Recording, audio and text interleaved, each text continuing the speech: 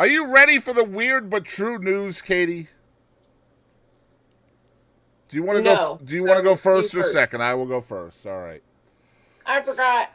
So my weird but true news story comes from AOL.com. That's right, it still exists.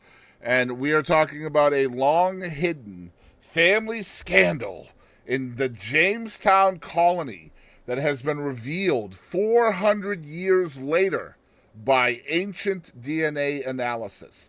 So first things first, we have a child poverty and food insecurity issue in this country. So I would really like to know why we are testing 400-year-old DNA samples from the Jamestown colony when we could be feeding Yeah. kids. But or solving homeless issues with that money. But I digress. Let's go on. So, an investigation of human remains from the 17th century British settlement in Jamestown, Virginia, which, by the way, I have been there, is really cool, has unearthed a long hidden scandal in the family of the colony's first governor. Thomas West became Jamestown's leader in 1610. He was joined there by three of his brothers and several other male relatives. Recently, DNA analysis of two skeletons from unmarked graves in a Jamestown church revealed that both people were related to West. The DNA also showed that the men were linked by shared maternal lineage. That connection led researchers to documents proving that one of the men, Captain William West, was illegitimate, born to Thomas West's spinster aunt Elizabeth. Oh. Though Captain West was raised as part of the high status West family in England, details of his scandalous birth were deliberately stricken from the family's genealogical records, and lingering whispers of the scandal may have been one of the factors that drove him to seek his fortune in the American colony. Researchers reported August 13th in the journal Antiquity. The findings demonstrate how genetic data, in combination with other historical evidence, quote, can help bring to light narratives that were forbidden or shameful in the past, unquote, said Dr. Christine Lee, an assistant professor of anthropology at the University of Mississippi, in an email. This, in turn, gives us a better understanding of how individuals circumvented societal rules, said Lee, who was not involved in the research. So back to my original point about childhood hunger, poverty, and homelessness. Mississippi is the poorest state in the country per capita. And the University of Mississippi is doing DNA analysis from the 17th century. Anyway. Hold on. I'm gonna go tell Jackson to turn his Xbox off. I'm gonna kill You him. do that, I'll keep reading. Okay. Researchers found 4 unmarked graves at Jamestown in 2014. So this is a 10-year project at this point. In an Anglican church that the colonists used from about 1608 to 1616. Superior craftsmanship of 2 coffins suggested that the people they held were important members of the colony. One was even buried with a spangled military sash fringed in silver. These burial details, along with age estimates for the 2 skeletons and historic documents, indicated that the remains in the better-made coffins were those of Captain West, the owner of the sash, who died in his early 20s, and Sir Ferdinando Wenman, who died at age 34. Jamestown records named both as the governor's kin, but only Wenman's status as a first cousin to the governor was described, according to the study. The relationship between Wenman and West was also unknown. The next step for the scientists was to sample and analyze ancient DNA, or A-DNA, from the skeletons, which is when the investigation made a surprising turn, said study co-author Kerry Brewelhide, a skeletal biology specialist in the Department of Anthropology at the Smithsonian National Museum of Natural History in Washington, D.C. The aDNA took us in a very unexpected direction, one we never would have gone without, Brewelhide said in an email. Now, degraded over 4 centuries, the ancient DNA was in poor shape, so the only conclusive results were in the mitochondrial haplogroup, a matrilineal part of the genome, said study co-author Dr. Edwin Hardy, a lecturer of human evolutionary biology at Harvard University. I'm glad you didn't read this, Katie. You might have struggled with this. Well, I don't know, because half of it's been cutting in out, so... While there wasn't enough DNA to show immediate family ties, Wenman and Captain West both shared the haplogroup H10E. This commonality indicated that they were likely close relatives on the maternal side of their lineage, which surprised the study authors who analyzed the genetic material. They had assumed that since Captain William West's last name was West, and that West was the last name of Ferdinando Wenman's mother, that their relationship would have been on the paternal lineage. Makes sense. However, the ancient DNA gave the anthropologists a direction to start searching in. That finding guided researchers toward documents mentioning Captain West's female relatives, which eventually led them to a previously overlooked court case from 1616 regarding the beneficiary of West's will. He had left his belongings to Mary Blunt, another aunt of the Jamestown governor. In the legal documents, the researchers found their proof. Court records stated that Mary Blunt had raised Captain West on behalf of her unmarried, deceased sister, Elizabeth. Oh, crazy. Now, the coded language and absence of formal documentary... You know what's funny? Look. They did all this DNA research, right, to find out that the DNA was more closely related maternally or matrilineally than it was patrilineally. And they already had a court document from 1616 that told them that already.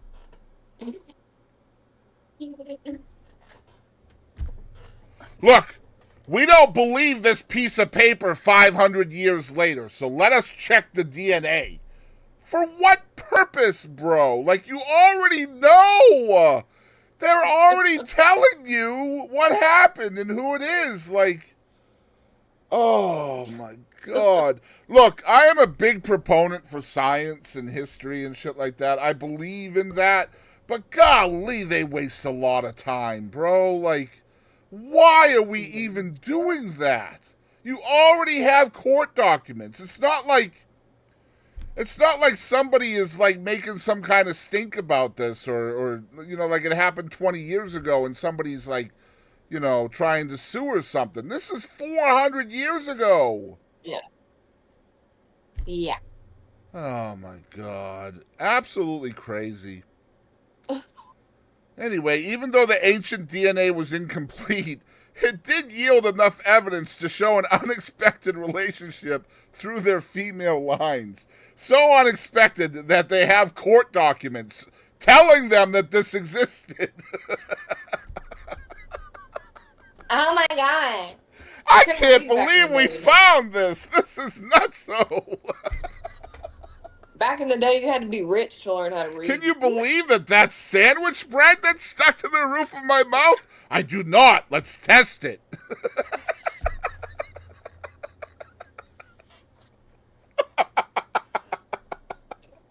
I promise you, it's sandwich bread. I remember putting it there myself. Oh, your words don't matter to me. 12 years later, yep, it's enriched wheat. She bought it from Brookshire's in fucking Oklahoma on July 12th, 2022. Oh my God, man. All right, Katie, what's your story? Weird but true news story for you this week. Food that is fatal, like the sandwich. What a surprise. At least we're New staying on Zealand, message this week, right? on brand, baby. So, New uh, Zealand Food Bank distributes candy made from a potentially lethal amount of methamphetamine. I saw that. And I was like, woo, boy, let's do that. all right, Okay. pause. Just real quick before you go. So, you know the trouble my mom had this past week. Yeah. So, she started becoming better, right? Just to give you Yeah. guys an outline before Katie gets into her story, she mentioned methamphetamine, and I thought I would tell this story because I think Katie will get a kick out of this. And I think if I put it in context, I think everybody else will too.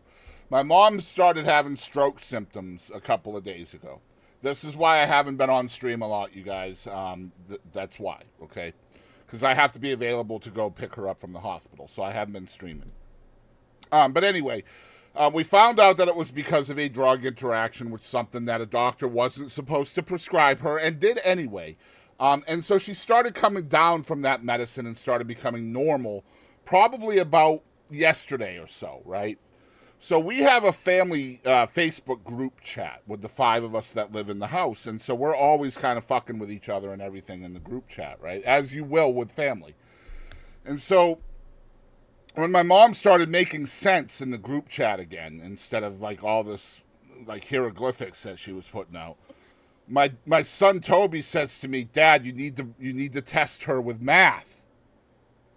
And my mom says math or meth, and I said, "Well, which would you rather have?"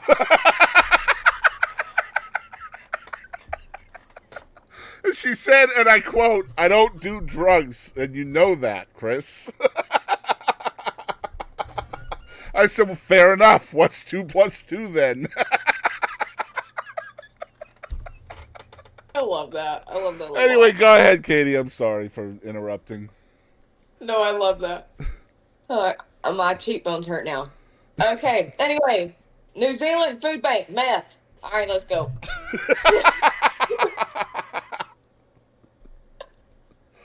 We're on one today. I'm telling Okay. you what, bro. Okay. Wellington, New Zealand. AP.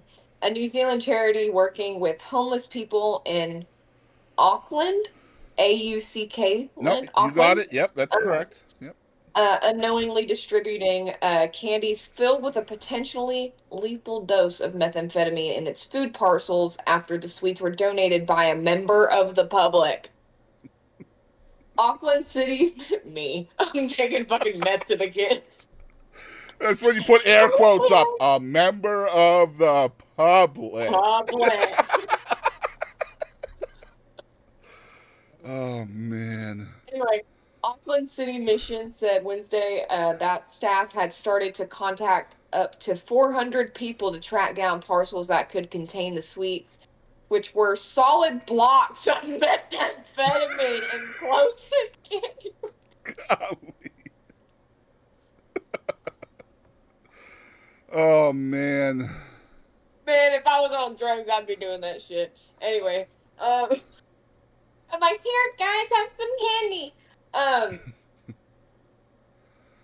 Golly. Anyway, 3 people were treated in the hospital after consuming them, but were later discharged, authorities said. The amount of methamphetamine in each candy was up to 300 times the level someone would usually take and could be lethal, according to New Zealand Drug Foundation, which is a drug checking and policy organization that first tested the candies.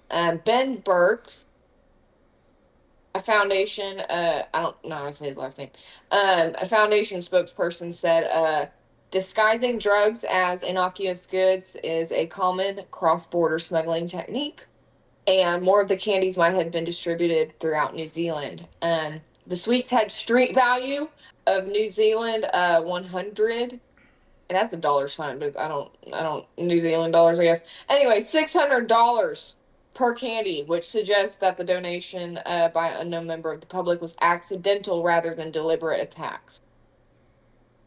$608. Holy shit. Oh, man. God. Netflix needs to get down there and make a show out of this shit. Am I right? I just imagine, here's what I imagine. Like, for example, like Futurama. Have you watched Futurama? I haven't. Shit. So there's one of the robots, and I forget his name, but he's like, like all prim and proper, and he's rich, and he comes out of the corners. He's gold. He's a gold robot, and he's like a couch. And he has like this, like the leaf crown looking thing on it. He's, kind of guy. I imagine, and he does a lot of illegal shit. I just imagine this motherfucker being like, guys, do you want some candies? Over here, like the Monopoly man running around. So you're saying that the Futurama gold-leafed robot is the random member of the public? That's just what I think of. That or like a Monopoly man. I don't know, some just goofy fucking character coming up in here. Do not pass go. Go directly to jail. In a suit, a hat, and a monocle did this. We are inventing a New Zealand villain, a super villain. Oh, man. The Monopoly man. Put it in the candies. Oh. We can get $608 on the black market. That is for only 1, 2. Oh my gosh. We have come that was a good one. I'm glad I picked that one. Yeah.